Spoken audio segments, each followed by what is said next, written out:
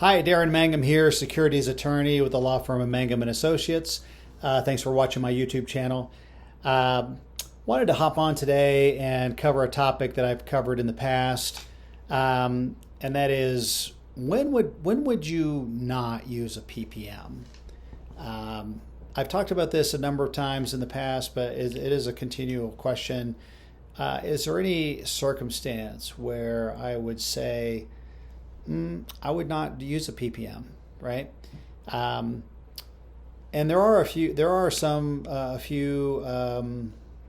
exceptions, right? If I'm raising capital, and I maybe I'll bypass using a PPM, okay? Which may sound like I'm talking myself out of business, but the first instance that I would say where I would not use a PPM is if I'm only raising like a little bit of money, right? When I say a little bit of money, sometimes I get calls from potential clients and saying, "Hey, I just need $50,000 to do this project, or I need maybe $100,000 to get this company off the ground."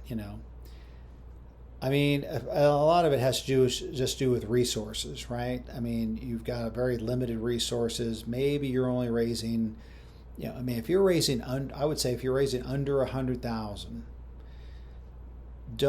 I would not, number one, for that little bit of money, right? I would not use, unless you don't have any money, right? Unless you don't have any money at all, right? I mean, I would, if all I needed was 100,000 or 50,000, whatever, I would, if I can't save for it, I would maybe get a loan on my house, or I would do something, or maybe charge up a number of credit cards, right? I would not go through the expense or the trouble of putting together a full disclosure PPM. Number one, I'm going to be you don't want to spend 10% or more of your capital on legal, on attorney's fees, right?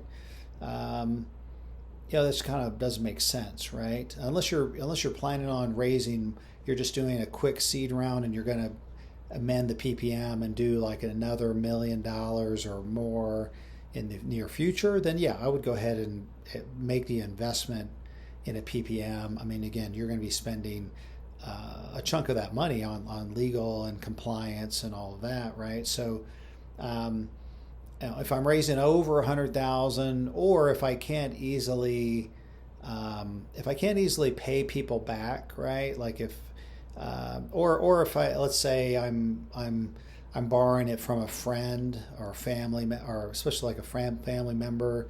Like I always use the term, hey, if you're going to borrow, if you're going to start up a new hot dog stand, and grandma is willing to give you $10,000, $20,000, $100,000 on just a IOU or a promissory note, then maybe, I wouldn't maybe go through the expense of putting together a PPM, right?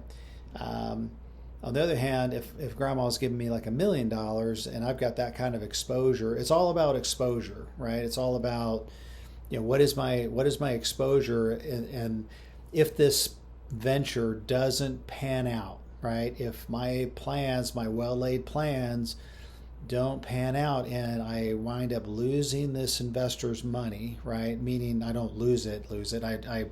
In other words, the venture doesn't work out, and so there's no investment return.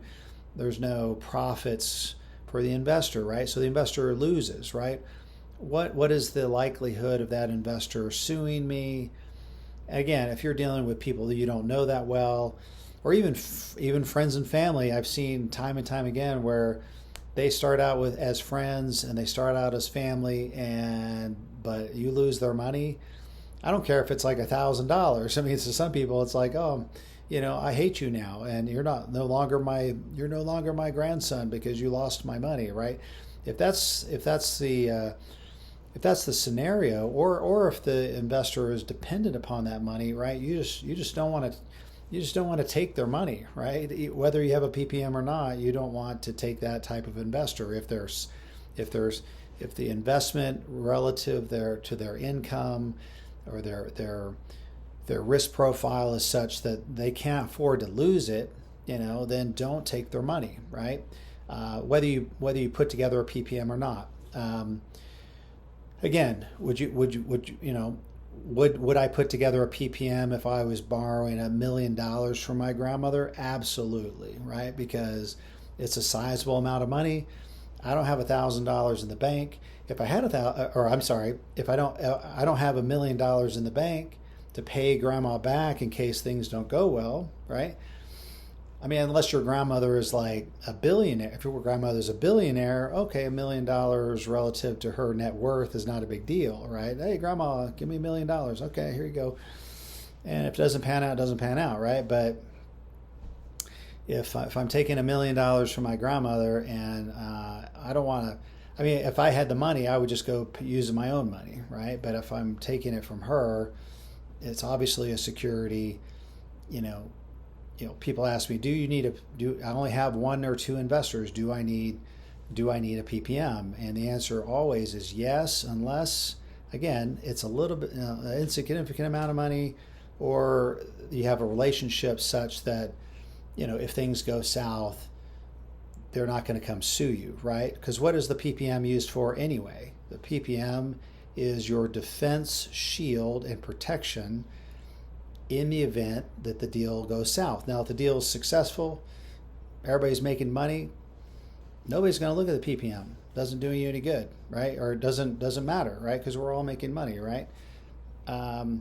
But if the deal, the PPM is keeps you out of jail and keeps you, protects you against civil and criminal potential securities fraud claims in the event that, things, again, it may not be your fault. Maybe the economy, there may be a pandemic, maybe all kinds of things, right? But the PPM is your protection, right?